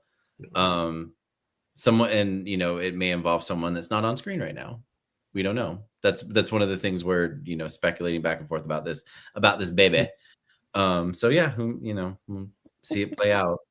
Yes. I mean, I think Teresa came to a sort of peace with Tate and the way he's handling this decision. Knowing that it's not her decision to make. And I on that point, I think that I've always admired Teresa as a mother, because she's not a hoverer. She's not a manipulator, at least when it comes to her child. when we get Teresa in mom mode, I think she is her best because she voiced her opinion. She gave perspective, but she did ultimately listen to what her son was telling her and how he felt, and she's choosing to honor that. But she will make her opinion known. Yes. Yeah, it's her right as a mother, I think. But as long as she's not doing what Sophia's mom has been doing this whole time and kind of discounting, control the entire situation. And discounting her child's feelings right off the bat. So Teresa very much listened to what Tate had to say and was like, as long as you're the one that's gonna have to live with this choice. And on that point, Brady and Teresa have been on the same page that if this is the choice that Tate wants, okay, but he's gonna have to live with it. Yeah. And very quickly, because we didn't get a chance to touch on this, that Teresa, before she left town, she did have interactions with two people who have every right to hate her, Alex and Xander, who were so wrapped up in their own stuff that they kind of like did a double take, like, huh, what? I didn't really pay a lot of. I gotta admit, I didn't pay a lot of attention to those scenes for whatever reason. I really didn't get into them. What I took away from them was like there was anger that she was out, but then maybe they ended up like, I don't know, maybe not on good terms with her, but it was kind of a bygones be bygones situation with both of them, and I didn't really feel like, I was like, okay. Yeah. I think Alex, it was more so him with like wishing her well, and it was like they buried the hatchet essentially. I think Xander's was more like, oh, if you're going to now be in town, stay away from me and my family and we're fine. Like, I'm not going to come after you. Don't, I won't mess with you. Stay away from my people. Yeah. Yeah. And she apologized. Yeah. It was nice to get an actual apology. Yeah, we should. I don't think we should discount when someone just simply says, I'm sorry. And she was under duress from Constantine. I guess that can be, somewhat of a excuse. Yeah, I heard the Constantine mention, and I had like a PTSD moment. When I was like twitched a little bit. I was like, oh God, remember when we had to deal with? Don't take us back there. I know. Don't take us back. Don't make us remember. No. Let us forget. Give us some CRS. No. Okay. And in any case, we're going to be moving on to the next storyline, which is my grandmother's necklace, which, we said, Julie was going to see sooner or later, and it happened. Happened rather quickly. Like that was just, well, maybe it wasn't last week, but the week before, where they had that, where Melinda revealed herself to be like the necklace, the person with the necklace.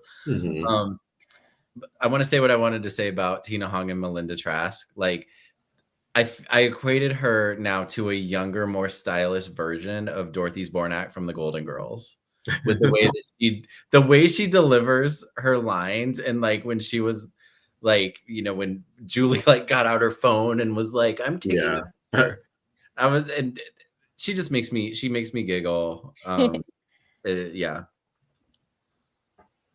Yeah. But she didn't. I was surprised she didn't rat what's his face out in the moment. Yeah. Even though he was right there, I was a little confused why they all went to dinner together. Julie and her men's. They went to dinner together, but then only JJ and Julie left. Doug stayed behind, and there was no like, "Are you coming? Are you not?" Like, I was waiting for someone to bring that up. I was like, this is disjointed. Like, why didn't they question why he didn't go? Yeah. And it wasn't even like, they didn't even have a moment at the police station when Julie was talking to JJ about like, oh, we forgot Doug. Yeah. Did Doug go home or It could have been one of those things, like a simple line where Doug's like, I'll get takeout or something and meet you home. Exactly. I'm going to wait here, or I'm not fit, or I'm going to try to get more information from her, something. Just stay behind, let it play out, and then, Yeah.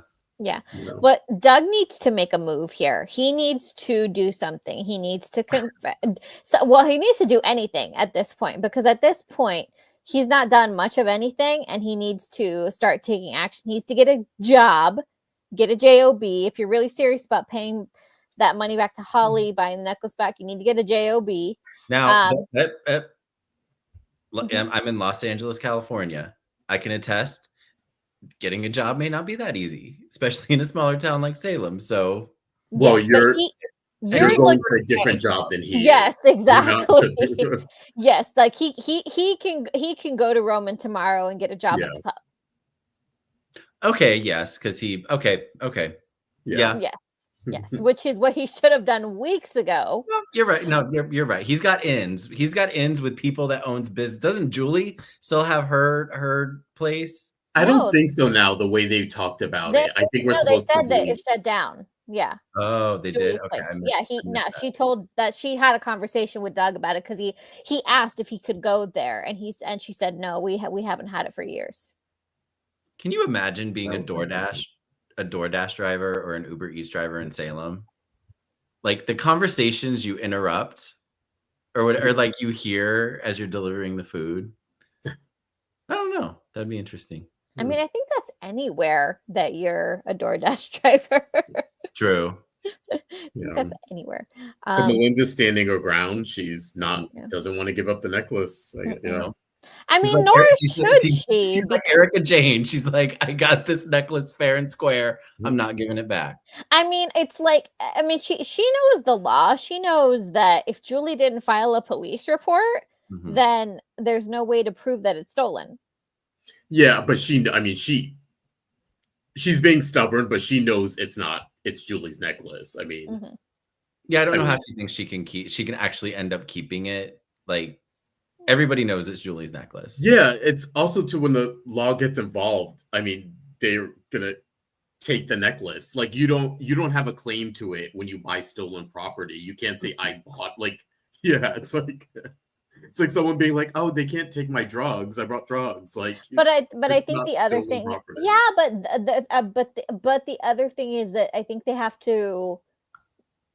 I mean, I'm not 100% sure about this, but I think they have to prove that it was in Julie's possession to begin with. Oh yeah, no, she can't just say she can't just like Melinda's necklace and say it was stolen. I mean, yeah, but once it's established it's stolen property, Melinda has to give it up. There's no way she holds on to it because she bought it. Yeah. So Doug needs to make a move, and he needs to be honest. Just be honest. Just tell Julie the truth. Just tell her the truth. She is a forgiving person to everyone except Gabby Hernandez. She'll be sore with you at first, but yes. Yes. She even had to give a little. Someone said, oh, Gabby's working. Oh, that's a shame. No, girl, still not over it. Still not over it. No. She did almost kill you, but yeah. I will say, though, I'm wondering, not that I don't think Julie would ever forgive him, but I think I'm interested how this Julie, who is now post-Doug and in grief, what that level of anger looks like, or what that level of betrayal feels like at this stage, as opposed to if, say, Doug were still alive and it wasn't tied to him, or her knowing him wasn't tied to Doug's grief. You know what I mean? I think that there's a lot to work out there. So I think, eventually do I think she'll forgive him, but I wonder what that confrontation is going to look like. Yeah. I think it's definitely going to get the hell out of my house. I just don't know if Julie will not want to speak with him. I just don't know if that's going to last 2 months or 6 months or a year. You know what I mean? I think it's different. I think she's in a different place now. Yeah. Yeah. Okay, and lastly, we have temporarily and conditionally, which are the words that Gabby used amongst other colorful words when informed that Leo would be moving in. I was annoyed with Gabby this week, and that is speaking as not the biggest fan of Leo. Really? Wow. I was annoyed. I was like, it was, I don't know why, but I was like, girl, get over it. Like, I understand. Like, I understand the anger about her anger about EJ and what he did to Rafe and getting away with it completely. And this over the top, like being upset about Leo Stark. Like it doesn't gel for me. Like I can see her being like miffed about it. I can see her not like liking it, but she was just so like the situation at home or whatever she said. I was like, girl, it's not that serious. Just stay on the other side of the house. Oh, that rang true to me actually. Like I think she's in a state of like wanting control because of the EJ situation, but I was okay with it. I was like, in what world would I guess maybe it makes sense coming from Javi, who of course knows Leo's history, but also never experienced it. So it's like, it doesn't mean as much to him, but I did feel it though when she said, if Ari comes to visit, get out of this house. I was like, oh yeah, that tied it to me. That tied it for me. I get it. It's because it's tied to Ari and it's tied to Will and Sunny, and we know how close those three are, and I get it. I wouldn't want to live with Leo either. I understood not being happy about it. I understood like the boundary about when Ari comes to visit, you have to leave the house. Perfectly understandable. What I think when I got annoyed was the moment she left the house, went to the square, and was just so like, she was talking to Rafe. Oh, Rafe. And it was like, I was like, girl, it's not that big a deal. Like, and Rafe reminded her of that with, his own news about his conversation with Johnny. Perspective is everything. They caught him at the right time because, I mean, listen, it's his house. He should have been asked first. Yes. Well, they all should have been asked, actually, before you move someone, your new boyfriend. Like, you're new yourself. Like, you don't just move in. Your boyfriend who has contention with the people, your family who actually live in the house you're staying in. You don't have people over for dinner without a conversation. Yeah. Rude. Okay, fair. Yeah, Javi sort of set him up, which... I mean, I kind of felt bad for Leo standing there because he was like, are you sure everything's fine? And Javi's like, oh, by the way, I didn't tell them. Let me run real quick and go mention it to them. It was like, what? Girl. Not cool. Fair. I thought it was funny, though, when he was... I was surprised Gabby... I mean, she loves her cousin, testament to that, when he was like, me and Leo will live someplace else. I would have been like, bye, bitch. Like, get out of here. And then don't forget to write. See you at work. Yeah, see you at work. Don't show up late. Like, yeah, as long as you're on time to work, you can live anywhere you want. Yeah, but that did the trick, I guess. Yeah. Silly boys. Yeah.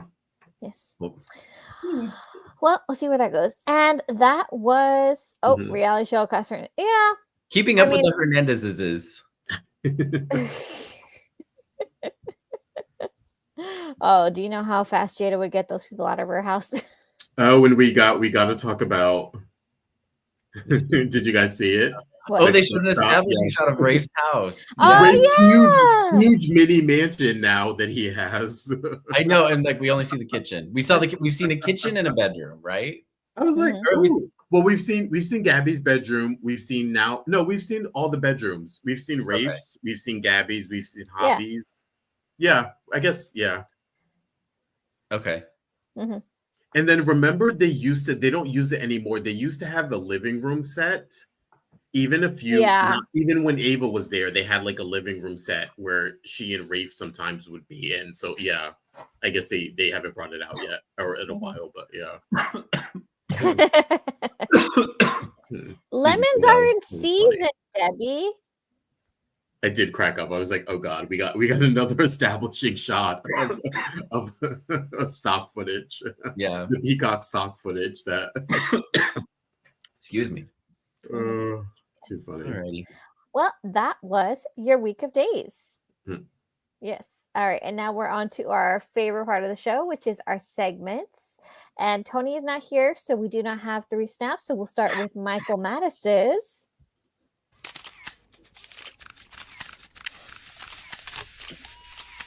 Caption that. All right, this caption that photo comes courtesy. Excuse me. This week's caption that photo comes courtesy of the necklace confrontation in the bistro. And this week's caption comes courtesy of Tyler Najir, but also of Erica Jane from Real Housewives of Beverly Hills, with Melinda using her tagline, "Some people might call me cold, but that's not ice, it's diamonds." I thought it was cute. I giggled. And then I realized I chose it and I was like, oh, that's a good Real Housewives tagline. Then I'm like, wait a minute, I've heard it before. Yep. Erica, I'm like, I'm still gonna use it. So congrats, Tyler. And that was Caption that. All right, that's good. And next up, we have Mr. Justin Lee Hareld. All right, everyone, taking you back to March 19, 2013, where Brady proposed to Kristen, whom gladly accepted. And if you are one of our members, I did a Those Were the Days extended on this, where I took a trip down memory lane, not their whole relationship, but did sort of a highlight reel of this very crazy, toxic relationship that Brady and Kristen have been now in and out of for the last 14 years. One of which, if you had told us back in, when did I say Eileen came back as Kristen in 2012, like made her return, that this was going to be the dominating storyline, I would have said you're crazy. Would it brought Brady and Kristen back then? Like, it's so funny how things have changed. It's become the dominant relationship. Yeah. So yeah, it was crazy. March 19, 2013, where Brady proposed to Kristen. And that was Those were the days. And now we move on to my segment. It's a gift. And this week's It's a Gift goes to Miss Julie Williams and Melinda Trask, confrontation in the bistro. And someone needs to teach her how to use a phone. Wait. This was her when I said she was like Dorothy Zbornak from the Golden Girls. She's like, I could just see Dorothy. Sorry, I blinked. It is very Dorothy Zbornak, I'd have to agree. Like a younger, more fabulous version of Dorothy Zbornak. Yes. Not that Dorothy Zbornak wasn't fabulous in her own right. Yes. Yes. well dressed. Yes. And that was It's a gift. And now we move on to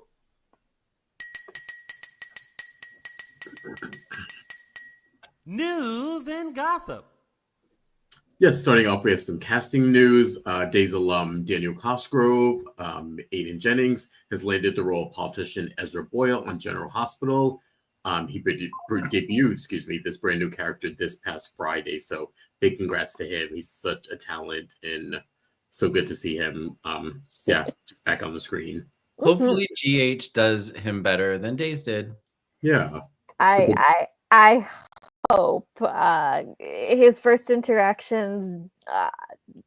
I hope that this is turning him into a more likable character. Yeah, big congrats to Daniel there. Next up, we have Alex Ann Hopkins, who we just seen depart Salem as Joy. And yes, her last air date was this Wednesday. So yes, we are saying goodbye to this character and actress. For how long, we don't know. But yeah, I think we all agree we love the actress and love the idea of the character. So we're fingers crossed they bring her back in a much more interesting, dynamic way. So yeah, best of luck to Alex Ann. Then next, also saying goodbye this week was Ross Gendel's last week as Rachel Blake. We were unsure, how long she's going to be away, with EJ sort of disposing of her. So yeah, I think this one too, she's such a good actress. I hope they bring her back and really write for her and write to her talent. So yeah, fingers crossed with this one too. We'll see Ross in the future back as Rachel Blake. And last but not least, our old friend, Mr. Jordi Villasuso, played Dario. He's actually launched a new coaching site called Now the Present. The site focuses on gratitude, intention, faith, and testimony. Here, sort of the tagline is gift for gratitude, intention, faith, and testimony. So that is up your alley. Please go take a look. But yeah, big congrats to Jordi on this new venture. Next up, there are a couple of tidbits in our social days online. So we have the cast of days celebrating St. Patrick's Day this past week, with everyone answering the question, who in Salem could use the most luck this St. Patrick's Day? And everyone had their take, and it has us reevaluating a lot, particularly when Wally Kurtz said, I'm not sure when the last time was that Justin won a case. Yes. We don't either. So it has me really thinking. So you can see the full video on the Days Peacock social media. And we celebrated World Down Syndrome Day this past Friday. Our beloved Kennedy Garcia, who plays Felicity on the show, was in New York doing a couple talk show appearances and celebrating what World Down Syndrome Day means to her. And we on the show just love her talent, her joy, her determination. So we look forward to seeing much more of Felicity in the future. I also appreciate that Kennedy stayed at our 10th anniversary event the whole night. Oh, the whole She night. was in it to win it that night. Yeah, and she was she was in it. She was in the party, and she was like trying to find the perfect song to do a video with Tony, to a dance video with Tony. Yes. Just like yeah, she's amazing. Yes, and another I didn't know this was a day, but I guess there's National Pet a Chicken Day. That's a thing. I guess. Okay. And it's a day that Judy Evans appreciates a lot because she has pet chickens. And so last Wednesday was National Pet a Chicken Day, and we recognize her and her belovedly coiffed chickens. Yes. Great. Next up, we have day players, of course, are continuing the 2025 tour. Shows in Oklahoma City, Addison, Texas, Albany, Pottstown, PA. And then, of course, we told you about their new show that they've added for Canadian fans in Toronto on September 6th of this year, 2025. So all tickets and info, you go to thedayplayersband.com. Yes. And I'm trying to find, because I had made some notes on this next thing that if we're going to start reminding you, this will come up in a couple of weeks, I think exactly a month away, which is going to be Pan Can Walk.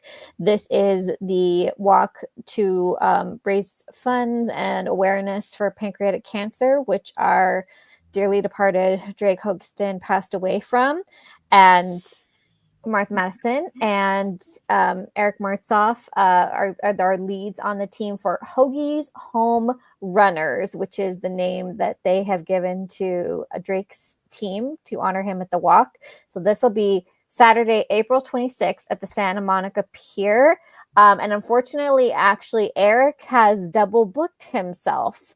He actually will be out of town that weekend with the day players, but they still wanted to do the walk. So actually, and Dan Feurriegel, post-surgery, Dan Feurriegel will be taking these next couple of weeks to recoup, and then he will be stepping in for Eric as Martha's co-lead on the walk. And so if you want to go to this walk, which is going to be in Santa Monica, you can go to @Marth27, which is Martha's Instagram handle, for event details and as well as the link to donate. And very quickly, she and Eric were on Alan Locker's The Locker Room this week talking about the walk, giving specifics, and she did mention a couple of tidbits. One, that when they had a recent match event, I believe it was Ken Corday who donated a big chunk of money, and his donation was matched dollar for dollar. So which means I think that their fundraising goal of $50,000 is already past the halfway point. So thank you to him and to anyone else who donates. And I believe Martha also mentioned that there are 60 other Pan Can walks going on around the country on the same day. So if you cannot make it to this walk, please go to another walk and take a picture that you're there in support of Drake and tag her in it. Okay. Yeah. Next up, we have Star Image events. Speaking of Martha and Dan, they're actually going to do a cocktail Q&A Zoom on April 2nd. Then we have the Summer Concert and Dance Party event that's happening the weekend of June 20th through 21st in Montreal, Canada. And also that Toronto show that we mentioned with the Day Players, they're actually teaming up with Star Image, so you can also get tickets and information through them as well as the Day Players site. But all tickets and information for the Star Image ones, you go to eventbrite.com/starimageentertainment. Mm-hmm. And we also have some events coming up from Starstruck fan events. We have the Cinco de Derby event, which will be April 5th through 6th. Ooh, is this next weekend already? Or no, following weekend. Following weekend. This will be at the Meadowlands Racetrack in New Jersey. So you have 2 weeks to get your tickets and information for this event. Go to starstruckfanevents.com. Yes. And then we have our Samantha and Friends events. We have the Winter Wonderland Charity Fundraiser Gala. Takes place the weekend of May 3rd through 4th of this year. Then we have the Haunted Mansion taking place later this year, the weekend of September 13th through 14th. All tickets and info, go to samanthasfriends.org. Mm-hmm. Nice. Yes. Now it's time to see a preview of what's coming up. But first, that was.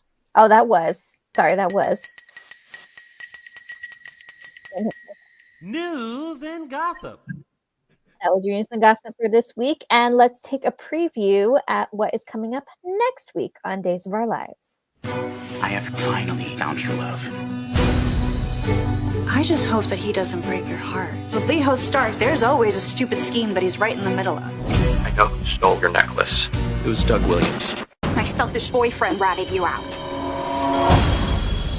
Are you sleeping with Philip? Yeah, this is true. Son of a Bitch. I've been lying to Paul. I know more about John's mission than I've let on. Time is running out. What does that mean? Wow. Yay, we have the gays back. Or the other gays back. We have gays, but we have the other gays back. This was a gay heavy week, and I wanted to take every one of those boys by the ear. Oh. Just in this 15-second preview. But that's a problem for another time. Thank you so much to everyone who came to our show today to enjoy our conversation with Dan and Carson at the top of the show, sticking around for little us. So before we head out to enjoy the rest of this beautiful Sunday that we have left, want to remind everyone to please follow us on all social media platforms. We are Dishin Days Show on Facebook, at Dishin Days on Instagram, and Dishin Days on X and Threads. Please make sure to follow Michael on his Instagram and Twitter at MLManus. Please make sure to follow Justin on his Instagram at Justin Lee Hareld. And you can follow me on Instagram and Twitter at Tia323 Araceli. And you can follow Tony everywhere on Loungin' with Tony. And make sure to, subscribe to our podcast, get to our members page, our YouTube channel, the whole shebang. We are everywhere. Just look for us. Everywhere, everything, all at once. We're everywhere, everything, all at once. You can find us. I promise we're somewhere. Yes. So thank you so much for joining us today. We will see you next week for another episode of Dishin Days. Yes, ma'am. Bye, everybody. Thank you, Dan and Carson, again. Thank you to Dan and Carson. Thank you so much.